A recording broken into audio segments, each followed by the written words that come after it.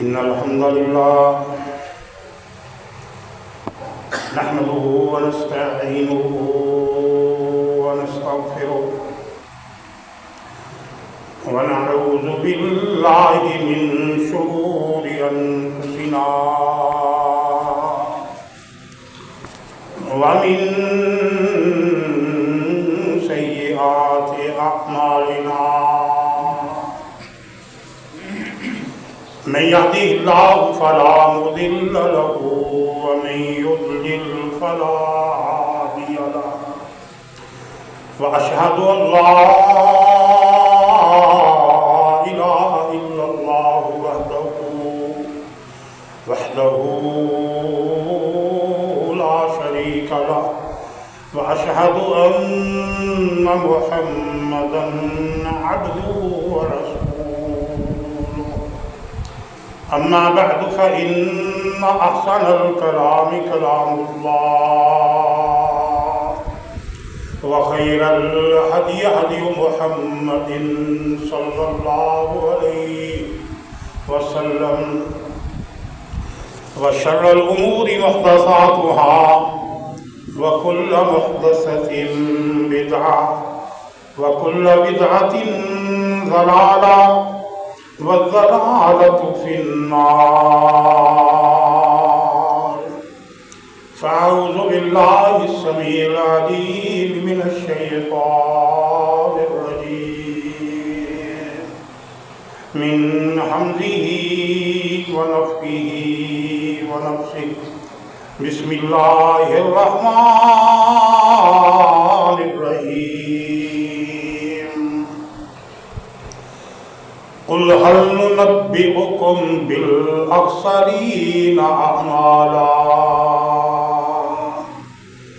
الذين ضل سعيهم في الحياة الدنيا وهم يحسبون أنهم يحسنون صنعا.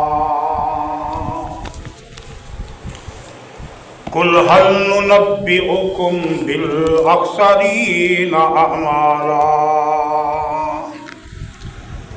ہمارے نبی جناب محمد الرسول اللہ صلی اللہ علیہ وسلم آپ فرما دیجئے کہ کیا میں تمہیں ایسے لوگوں کے بارے میں نہ بتاؤں جن کے اعمال اس دنیوی زندگی میں ہی گم ہو جائیں گے، تباہ و برباد ہو جائیں گے، اور اپنے تئیں وہ یہ خیال کرتے رہے ہوں گے کہ ہم بڑے نیکی کے کام کر رہے ہیں. یہ وہ لوگ ہوں گے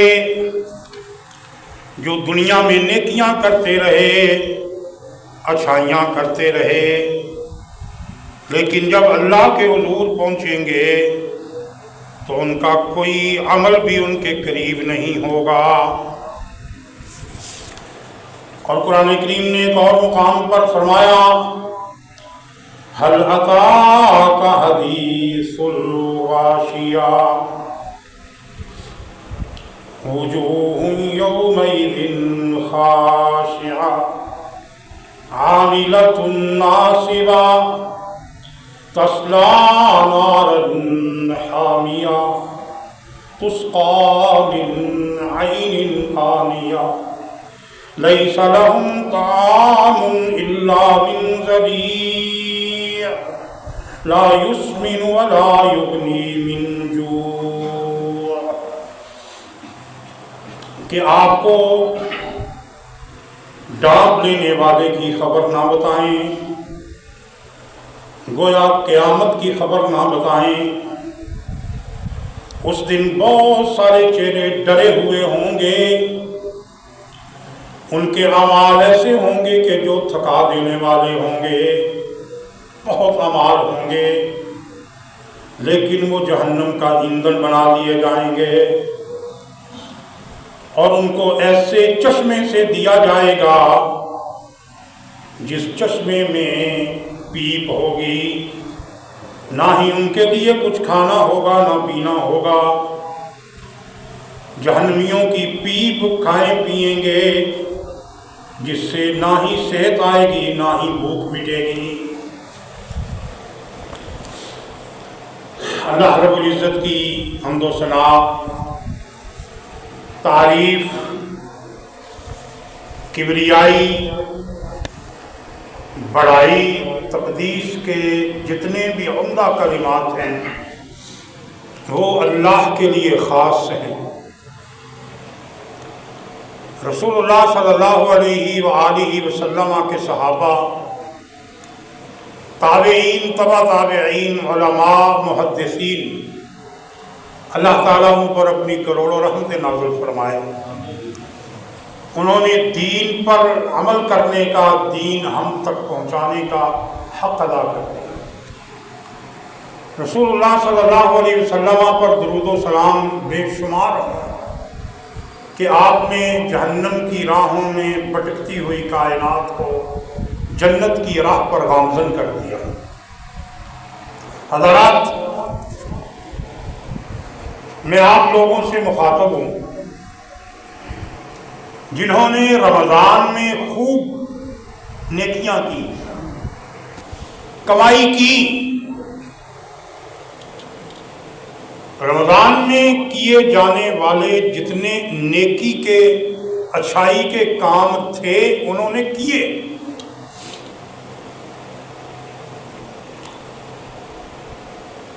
ان لوگوں سے میں مخاطب ہوں کہ اللہ تعالیٰ ان کیے ہوئے اعمال کی حفاظت فرمائے۔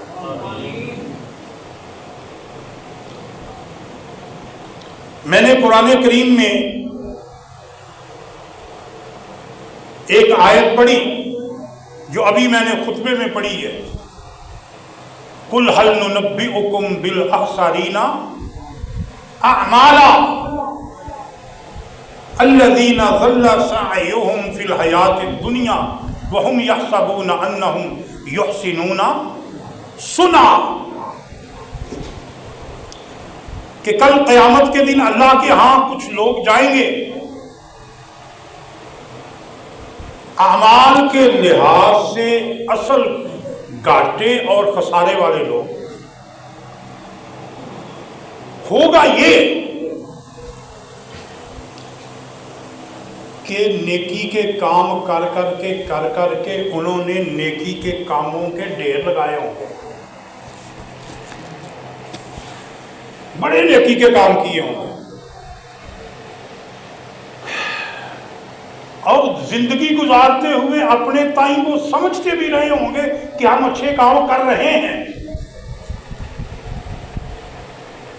لیکن اللہ تعالیٰ ان کے وہ اعمال جو بہت زیادہ ہوں گے، فَلَا نُقِيمُ لَهُمْ يَوْمَ الْقِيَامَةِ وَزْنًا، اللہ تعالیٰ فرماتے ہیں ہم ان اعمال کو میزان میں ہی نہیں رکھیں گے، پلڑوں میں ڈالیں گے ہی نہیں۔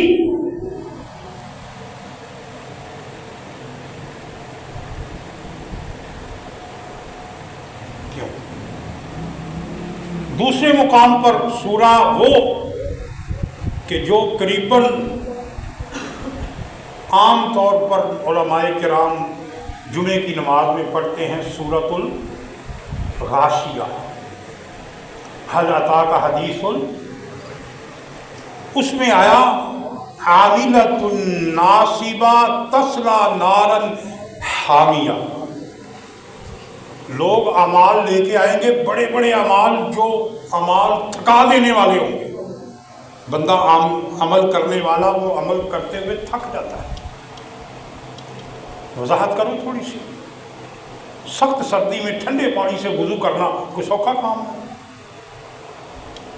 سخت گرمی میں تپتی ہوئی دوپہر میں گھر سے ٹھنڈے ماحول سے نکل کر چلچلاتی دھوپ میں مسجد کی طرف آنا یہ سوکھا کام ہے؟ آسان کام ہے؟ تھکا دینے والا کام ہے؟ ٹھٹھرتی ہوئی راتوں میں گرم بستر چھوڑ کر اللہ کے حضور کھڑے ہو جانا تھکا دینے والا کام ہے؟ گمسان کی لڑائی لڑ رہے ہیں اور اس میں جان اپنی تھیلی پہ رکھ کے جانا تھکا دینے والا کام ہے؟ عاملۃ ناصبہ، اعمال اتنے ہوں گے کہ جو تھکا دینے والے ہوں گے، بندہ کر کر کے حضرت صاحب تھک جائے، لیکن تسلا نارن حامیہ، آج قیامت کا دن ہے تو اس کو جہنم کی اتھاہ گہرائیوں میں ان اعمال کو ڈالا جا رہا ہے، جہنم کا ایندھن بن رہے ہیں۔ میرے بھائیوں، جو تو نیکی کا کام کرتے ہی نہیں ہیں، ہمیں ان سے بات نہیں، ابھی بات ہے ان سے جو کام نیکیوں کے کرتے ہیں، جو بڑے بڑے نیکیوں کے کام کرتے ہیں۔ اور وہ لوگ کون ہیں؟ سب کو پتہ ہے وہ کون لوگ ہیں۔ ہائے، ان کو کہا جا رہا ہے کہ ان کے کیے کرائے اعمال اللہ کی بارگاہ میں کچھ حیثیت نہیں رکھیں گے۔ لیکن میرے بھائی کیوں؟ قرآن نے یہ تو کہہ دیا، لیکن کیوں یہ بھی بتا دیا۔ میں 1 2 3 4 5 کر کے وہ وجوہات بتاتا ہوں جن کی وجہ سے کیے کرائے پر پانی پھر جاتا ہے۔ ایک بندہ ہے ڈاکٹر صاحب، وہ جنا جوان ہے، اس نے کمائی کی، کمائی کر کے زمین خریدی، زمین خرید کے کھیتیاں باڑیاں لگائیں، فصل ہوئی، پک گئی۔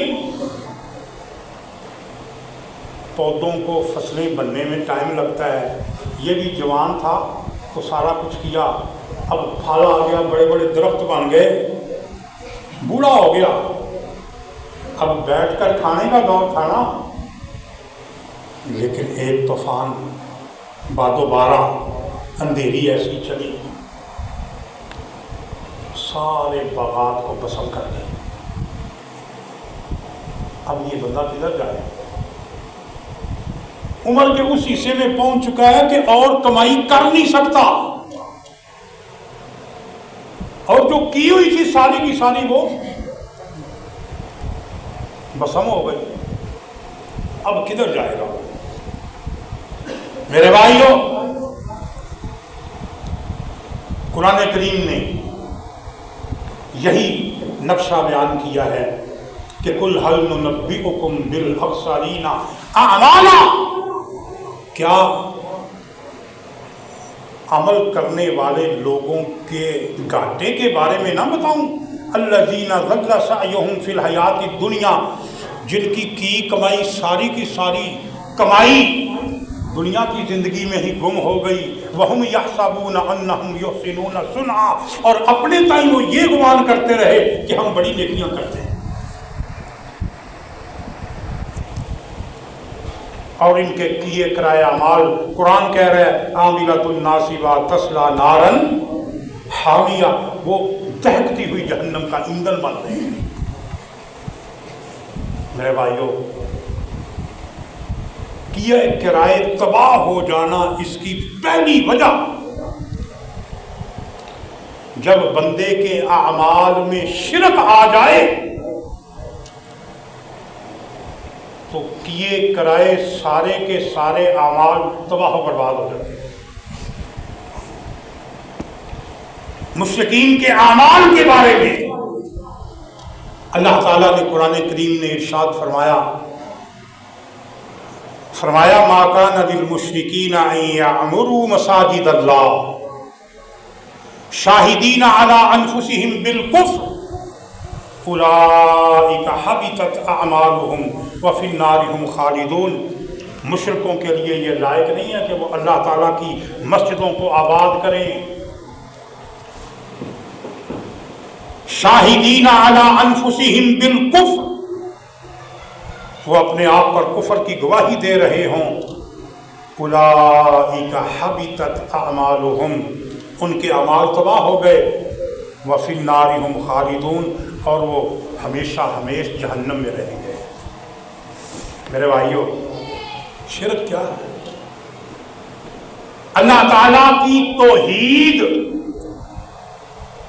وحدانیت، کہ اللہ تعالیٰ اپنی ذات میں، اپنی صفات میں، اپنے اعمال میں، اپنے احکام میں اکیلا ہے، کوئی اس جیسا، لیس کمثلہ شیء،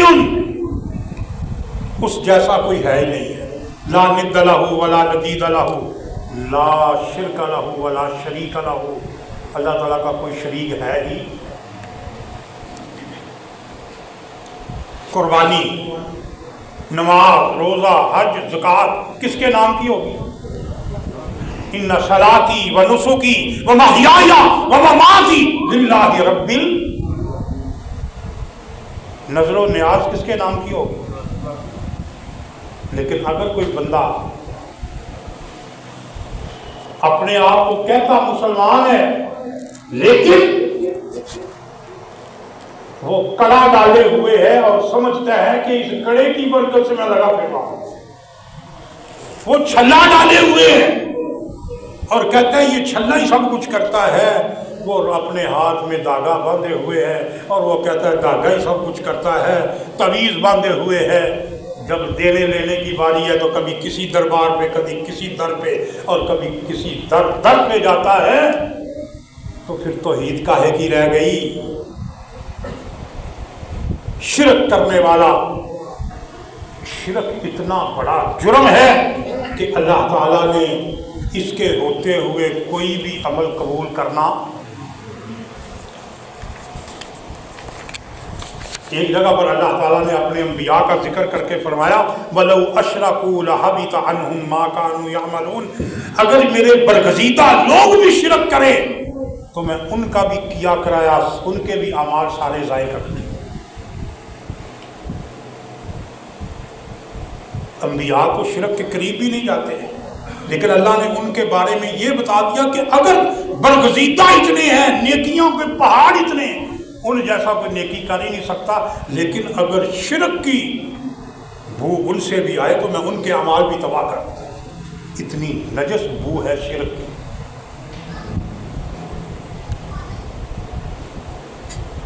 میرے بھائیوں، اللہ تعالیٰ ہمیں شرک سے محفوظ فرمائے، عقیدہ پختہ بنا دے. آج لوگوں نے جگہ جگہ سر جھکانے شروع کر دیے ہیں، در در پہ جاتے ہیں اور در در کہلاتے ہیں. اپنی حاجتیں، اپنی ضرورتیں، اپنے مسائل، اپنی ٹینشنیں، اپنی مصیبتیں حل کروانے کے لیے نہ جانے کتنے دروازے تلاش کر لیے، جبکہ ان سارے کاموں کے علاج، ان سارے کاموں کا حل صرف اور صرف اللہ کے پاس تھا. لیکن قبیلے قبیلے کا بت اقتدا تھا، کسی کا حبل تھا، کسی کا سوا تھا. جگہ جگہ پر ایسے آستانے بنے ہوئے ہیں، لوگ سمجھتے ہیں کہ انہی سے آس ہے، ان کے علاوہ کوئی کچھ بھی نہیں ہے. میرے بھائیوں، آج ان آستانوں کی اور ان ڈیروں کی اور ان فقیر خانوں کی اور ان پیر خانوں کی اور ان جگہوں کی اتنی، ان درباروں کی اتنی بہتات ہو چکی ہے اور اتنی بہتات ہو چکی ہے. اور وہاں پر پھر ہوتا کیا ہے؟ جرائم پر نظر رکھنے والے جو کرمنل رپورٹر ہیں، کرائم کے رپورٹر، وہ جانتے ہیں کہ ان جگہوں پر صرف شرک ہی نہیں ہوتا. شرک جب سب سے بڑا گناہ ہے وہ ہوتا ہے تو شرک سے چھوٹے چھوٹے سارے گناہ بھی پنپ رہے ہوتے ہیں ان جگہوں پر. بڑے بڑے گناہ پنپ رہے ہوتے ہیں. اللہ تعالیٰ ہمیں شرک کی نجاست سے محفوظ رکھے. شرک والا جو ہوتا ہے اس میں غیرت نہیں ہوتی، اور جو توحید والا ہوتا ہے اس میں غیرت ہوتی ہے، کیونکہ وہ صرف ایک دروازے پہ جھکتا ہے، جگہ جگہ اس کو جھکنا آتا ہی نہیں ہے.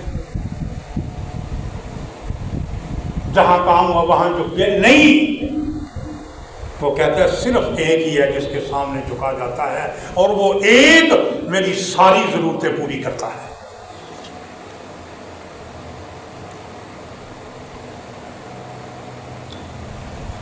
یہ پہلا کام ہے جو کیے کرائے اعمال کو تباہ کر دیتا ہے، اور آج بڑی کثرت سے ہو رہا ہے. دوسرا کام ہے دوگلا پن، نفاق، منافقت. بظاہر نیک آدمی ہے، شریف آدمی ہے، جناب دیکھو تو پتہ چلتا ہے کہ والا کوئی ہے کوئی. لیکن اندر سے کالا ہے، اندر سے برا ہے، اور اندر سے ایسے ایسے کام کرتا ہے۔ ایسے لوگوں کے بارے میں قرآن نے کہا ہے یہ دوگلا پن رکھنے والے، اوپر سے کچھ اندر سے کچھ، نفاق میں مبتلا ہے۔ اور نفاق والے وہ لوگ ہیں اولئک حبطت اعمالهم فی الدنیا والآخرہ واولئک هم الخاسرون۔ سورہ توبہ کی آیت نمبر 69 میں ہے، فرمایا کالذین من قبلکم کانوا اشد منکم قوۃ واکثر اموالا واولادا فاستمتعوا بخلاقہم فاستمتعتم بخلاقکم کما استمتع الذین من قبلکم بخلاقہم وخذتم کالذی خاضوا اولئک حبطت اعمالهم فی الدنیا والآخرہ۔ ان لوگوں کی طرح تم منافق لوگ ہو جو تم سے پہلے ہو چکے، جو بہت زیادہ طاقتور تھے، مال میں اولاد میں کہیں زیادہ تھے، لیکن کرتے کیا تھے؟ اوپر سے ان کا سچائی ہوتی، اوپر سے ان کے اچھائی ہوتی، اور ان کے اندر بطلان ہوتا، باطل ہوتا، ان کے اندر کفر ہوتا، ان کے اندر سیاہی ہوتی، چہروں پر بڑی بشاشت ہوتی۔ فرمایا اولئک حبطت اعمالهم فی الدنیا والآخرہ واولئک هم الخاسرون۔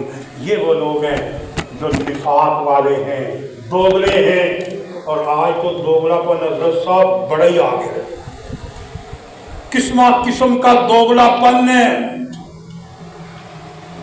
بظاہر کہتے ہیں ہم تمہارے ساتھ ہیں، اندر سے کہتے ہیں ذرا پڑھاتے ہوتے ہیں پھر دیکھیں گے۔ اور یہ الیکشن کے دنوں میں کوئی یہ دوگلا پن بہت زیادہ آ جاتا ہے، عام حالات میں بھی دوگلا پن، رشتوں میں، برادریوں میں، قوموں میں یہ دوگلا پن اس قدر آ جاتا ہے، منافقت اس قدر آ جاتی ہے، میرے منہ پر کچھ اور، اس کے منہ پر کچھ اور۔ میرے بھائیوں، اعمال کو تباہ کرنے والا یہ کام ہے۔ میرے سامنے بیٹھے ہو تو میری تعریفوں کے پھول اتنے باندھ دیے کہ زمین و آسمان کے کلابے ملا دیے، اور ذرا میرے علاوہ دوسری جگہ پر ہوئے کہتے ہیں حضرت صاحب کی گل کر دو نہ ہوگا تو عجیب و غریب بات، یعنی کسی کو اتنا بڑھاؤ کہ کلابے ملا دو اور پھر اتنا گراؤ کہ کیا پنچایت کر دو۔ یہ قوموں کی وہ خصلتیں ہیں، یہ قوموں کی وہ عادتیں ہیں، اور یہ نفاق کا وہ معاملہ ہے جو آپ کے کیے کرائے نیکی کے کاموں کو تباہ کر دے گا۔ لہذا کسی کی تعریف کرتے ہوئے اتنی تعریف نہ کرو، مبالغہ آرائی سے کام نہ لو۔ آج مبالغہ آرائیوں سے کام لے لے کے عام بندہ ہوتا ہے، اس کی چڑھائی کروا کے اس کو سمجھانا شروع ہو جاتے ہیں کہ تو تو بڑی شے ہے، اور وہ پھر خود سمجھنا شروع ہو جاتا ہے کہ میں واقعی کوئی شے ہوں،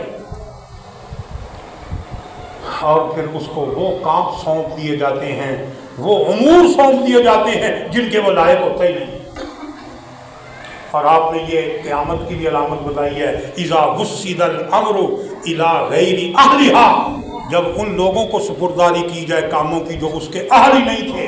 کیا مطلب؟ مینڈیٹ پر پورا نہیں اترتے، ان میں وہ سکل، وہ صلاحیت ہی نہیں ہوتی جو کام ان کو دے دیا جاتا ہے۔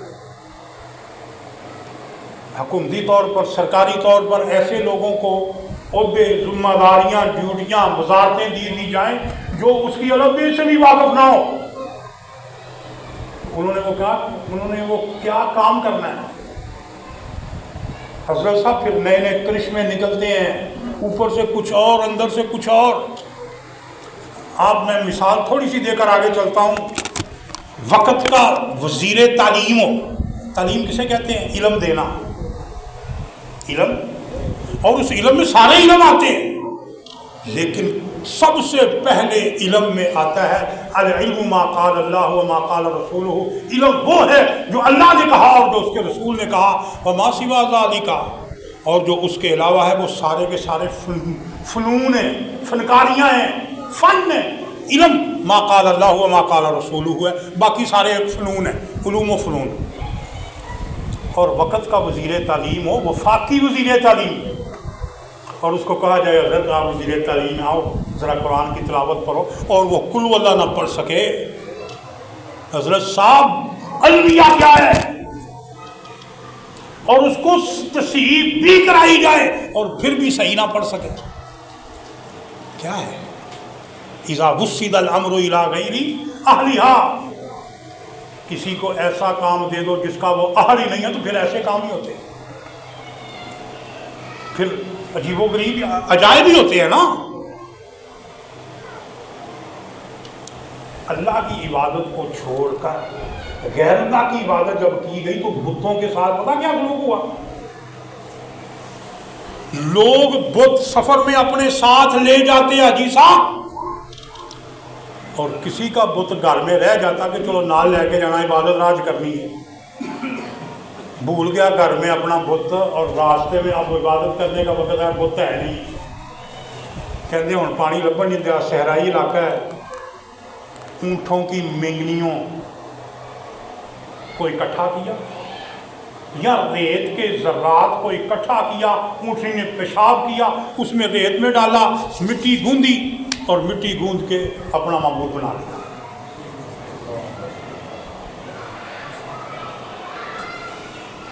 کہاں چلی گئی عقل؟ لیکن شرک کرنے والے کی عقل کہاں جاتی ہے؟ گٹوں میں بھی نہیں رہتی، وہ اس سے بھی نیچے چلی جاتی ہے. جو اتنے بڑے الہ کو چھوڑ کر اوروں کی عبادت کرے تو پھر عقل کا نام کہاں؟ اسی طرح اذا وسد الامر الی غیر اہلھا، جب معاملہ ایسے لوگوں کے سپرد کر دیا جائے جو ان کے اہل نہ ہوں.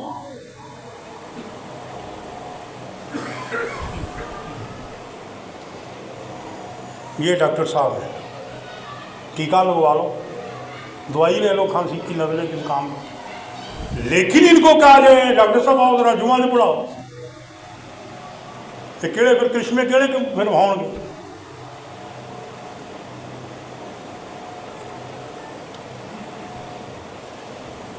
میں اگر خطیب ہوں، خطیب رائے میں، تو منو کوئی بندہ آ کے حضرت صاحب ہے نا مشین خراب ہو گئی تو اینو تو دیکھے، مجھے کیا پتا مشینوں میں کیا ہوتا ہے. اور وہ مشین والا بھی درزی آتا ہے حضرت صاحب کپڑا تھوڑا تاں سمنا ہے، میری مشین صحیح کرو، عید اتنے آئی پئی. تو میں نہیں کچھ کر سکتا چونکہ وہ میرا کام ہی نہیں، میرا شعبہ ہی نہیں ہے. تو میرے بھائیوں، منافقت وہ تب آتی ہے جب کسی کی بیجا ایسے کلابے ملائے جائیں جو اس میں صفتیں ہیں بھی نہیں اور وہ اس کو بتائی جا رہی ہیں اور اندر کچھ ہے باہر ہے.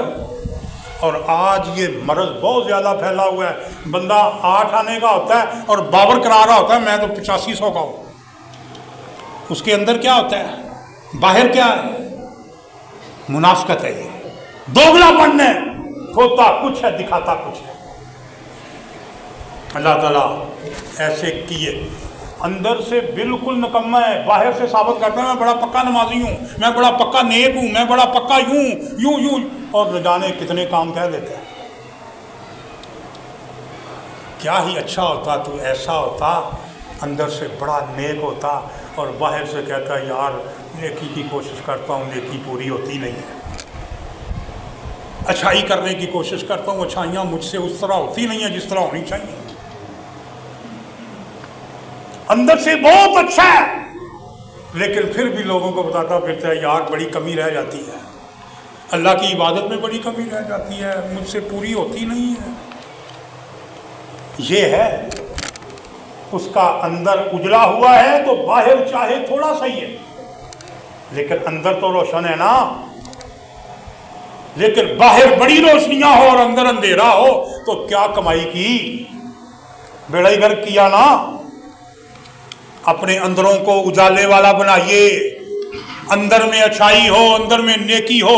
بظاہر کبھی کوئی کمی رہ بھی جائے تو برداشت ہے لیکن اندر تو پورا صحیح ہو نا. اللہ تعالیٰ ہمارے اندروں کو درست کر دے. یہ سینے کے اندر جو دل ہے ان کو اللہ تعالیٰ بہترین بنا دے، روشنی والا اجالے والا بنا دے تو کامیابی ہمارا قدم چومے گا. تیسری چیز ہے کفر. اور کفر وہ کفر نہیں جو کافر ہوتے ہیں، نہیں. یہاں کفر سے مراد ہے نہ شکری. کافارہ کا معنی ہوتا ہے انکار کرنا. لقد کفر الذین قالوا، انہوں نے کفر کیا، کیا انکار کیا. کافر کہتے ہیں انکار کرنے والے کو. میرے بھائیوں، اللہ نے کرم کیا، نعمتیں دی، عنایات کی، لیکن یہ بندہ ایسا ہے کہ کفر کرتا ہے. کیا مطلب ہے؟ اس کا شکریہ ادا نہیں کرتا، نعمتوں کا انکار کر رہا ہے. اللہ نے اتنی نعمتیں دیا، یار مسیطے چلی جانے کی کرنا ہے یار، سویر دی ساری دیہڑی لگی آ جائے، پتہ نہیں کی کہانی یہی اللہ کا پیر میں دیا ہے. اللہ نے تجھے کون کون سی نعمتیں دی ہیں؟ ایک ایک نعمت ایسی ہے لاکھوں کروڑوں اربوں کھربوں روپیہ لگا دو تو وہ نعمت مل نہیں سکتی. خریدنے کے لیے چلے جاؤ تو نہیں ملے گی. اللہ نے تجھے مفت میں دی ہوئی. لئن شکرتم لازیدنکم ولئن کفرتم ان عذابی لشدید. لئن شکرتم، اگر تم شکر کرو گے، لازیدنکم، تو میں بہت زیادہ دیتا جاؤں گا. ولئن کفرتم، اور اگر ناشکری کی، ان عذابی لشدید، پھر میری پکڑ بھی بڑی سخت ہے. جہاں پر کیا کہا گیا ہے؟ کفر کا معنی ناشکری. وَلَئِن کَفَرْتُمْ، اور اگر تم نے ناشکری کی. لَئِن شَكَرْتُمْ کے جواب میں وَلَئِن کَفَرْتُمْ آیا ہے. شکر اور ناشکری. آج حضرت صاحب بڑی بڑی نعمتیں ہونے کے باوجود اللہ کا شکر نہیں ادا کیا جاتا. اور جب ناشکری کی بات آتی ہے، تھوڑی سی بیماری کیا آ گئی، تھوڑی سی کمی کیا آ گئی، تھوڑی سی مصیبت کیا آ گئی، بس پھر ناشکری ایسی شروع ہوتی ہے. ہر بندے کو بتاتا پھرتا ہے یار بس طبیعت نہیں صحیح، بس پتہ نہیں کی بڑے ہیں، اللہ کی پتہ نہیں نظر کتنے پہ ساڑھے حل تو ہوندی نہیں.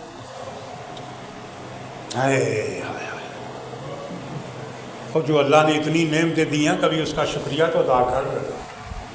اللہ نے رمضان دیا، رمضان میں نیکی کی توفیق دی، روزے رکھنے کی توفیق دی، قیام، تراویح، افطاری، پتہ نہیں نیکی کے کتنے، صدقہ، خیرات. تو اللہ کا شکر ادا کر. یا اللہ تیرا بڑا شکر ہے، یہ میری بڑائی نہیں ہے، یہ میرا بڑپن نہیں ہے، یہ میری نہیں. لا حول ولا قوت الا اللہ، یہ تو نے ہی مجھ پر کرم کیا کہ میں نے یہ نیکیاں کر لی. اگر تیرا کرم نہ ہوتا تو میں تو ایک ذرے کی بھی نیکی نہیں کر سکتا تھا. یہ تیرا کرم ہوا میرے اللہ، تیرا شکر ہے. میرے بھائیوں، چوتھی وجہ ہے ارتداد. ارتداد کرنے سے کیے کرائے پہ پانی پھر جاتا ہے. ارتداد کسے کہتے ہیں؟ نیکی سے پھر جانا، اسلام سے پھر جانا، مرتد ہو جانا. مرتد ہونا بڑی بات ہے، نیکی سے پھر جانا یہ چھوٹی بات ہے. میں ایسے لوگوں کو ڈاکٹر صاحب جانتا ہوں اس رائے میں، شیخ صاحب، جو 4 آنے کے تھے یا 8 آنے کے تھے یا 1 روپے کے تھے، اور مسیطہ ملیاں نیک وکار تھے، نماز روزہ تھا. پھر وہ 4 آنے کی بجائے، روپے کی بجائے 2 روپے والے ہو گئے، 5-10 روپے والے ہو گئے. اور جیسے جیسے اللہ کا کرم ہوتا گیا ان کی مسجد چھوٹتی گئی. پہلے مسجد کو دوست بنا رکھا تھا، اب 5 وقت کی بجائے 1-2 وقت آتے ہیں. اور پھر اللہ نے اور کرم کر دیا، وہ 1-2 وقت بھی ختم. 8ویں دن آتے تھے، اللہ نے اور نعمتیں کر دی، 8ویں دن بھی غائب ہونے لگے. اللہ نے اور انعامات کر دیے. عید پڑھنے کے لیے آتے تھے، وہ بھی ختم ہو گیا. اعتکاف بیٹھتے تھے، وہ بھی ختم ہو گیا. اور نوبت یہاں تک پہنچ گئی، اب مسجد کا نام لیتے ہیں، بہانے تراشتا، یار میرے کپڑے خراب ہیں. یہ ہے دین سے پھرا ہوا بندہ. دین پہ چلتا تھا، جیسے جیسے دنیا داری میں ڈوبتا گیا، کھبتا گیا، دلدل میں پھنستا گیا، اور اب دین کو بالکل ترک کر بیٹھا ہے. پہلے نیکیاں کرتا تھا، اچھائیاں کرتا تھا، محفلیں اچھی تھیں، دوست اچھے تھے، نیکوکار تھے. جیسے جیسے اس کو 4 آنے زیادہ ملتے گئے، اس کی دوستیاں بدل گئیں، راستے بدل گئے، محفلیں بدل گئیں، مدرسے الگ ہو گئی، مسجدیں سے دور ہو گیا. حضرت صاحب اب تو اس کی ٹھاٹ باٹ ہی علیحدہ ہے. اب تو اس کی ٹور میں بدلاؤ آ گیا، چلنے پھرنے میں ٹوراں بدل گئی حضرت صاحب۔ اب کیا ہے، دین کی جب کوئی بات ہے یار ٹھیک ہے یہ مذہبی معاملے ہیں تو بھائی مذہبی معاملے تو تم مذہبی معاملوں کو کیا تو کسی اور مذہب کا ہے حضرت صاحب ہے جڑے اختلافی مسائل لینا یہ نہ کرے۔ آج تجھے وہ اختلافی مسائل لگتے ہیں یار، تجھے ہو کیا گیا ہے؟ رسول اللہ صلی اللہ علیہ وسلم کے دور میں ایک بندے کے ساتھ ایسا ہوا اور وہ مسجد سے دین سے دور ہوتا چلا گیا۔ رسول اللہ صلی اللہ علیہ وسلم نے فرمایا اب اس کے پاس جایا ہی نہ کرو۔ بلا کر وہ پلٹا اور کہتا ہے اللہ کے رسول جب میرے پاس اتنا تھا میں مسجد کی طرف توجہ رکھتا تھا، پھر اتنا ہوا کچھ غائب رہنے لگا، پھر اتنا ہوا اور غائب ہو گیا، پھر اتنا ہوا دور ہو گیا، پھر اتنا ہوا تو اور دور ہو گیا، اب تو میں پھنس گیا ہوں دلدل میں۔ فرمایا اس دلدل سے نکلنے کا میں طریقہ بتاتا ہوں، الہاکم التکاثر، بڑھوتیوں نے کثرتوں نے تجھے ہلاک کر دیا، تباہ و برباد کر دیا۔ واپس پلٹا، میں اپنے بھائیوں سے، دوستوں سے، بزرگوں سے، جوانوں سے کہتا ہوں واپس پلٹاؤ، اصل نیکی کا راہ وہ ہے جو ہم چھوڑ چکے، اصل نیکی کا راہ وہ ہے جس پر ہم چلا کرتے تھے۔ اب پیچھے مڑ کے دیکھو تو کیا نظر آتا ہے؟ ارتداد وہ چیز ہے جو کیے کرائے پر پانی پھیر دیتا ہے۔ والمرتد شر من الکافر الاصلی، مرتد کئی وجوہات سے اصلی کافر سے بھی زیادہ بدتر ہوتا ہے، کیونکہ کافر تو کفر سے توبہ کر کے واپس پلٹ سکتا ہے، اور جو مرتد ہوتا ہے وہ کہتا ہے میں ہوں تو مسلمان نا، آخر کلمہ نہیں پڑے گی نا میں، وہ واپس پلٹنا اس کا مشکل ہو جاتا ہے۔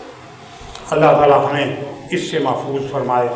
میرے بھائیوں، اور بھی دین سے کیے کرائے پر پانی پھیرنے والے اعمال ہیں، اور ان عملوں میں سے ایک عمل ہے نماز عصر چھوڑ دینا۔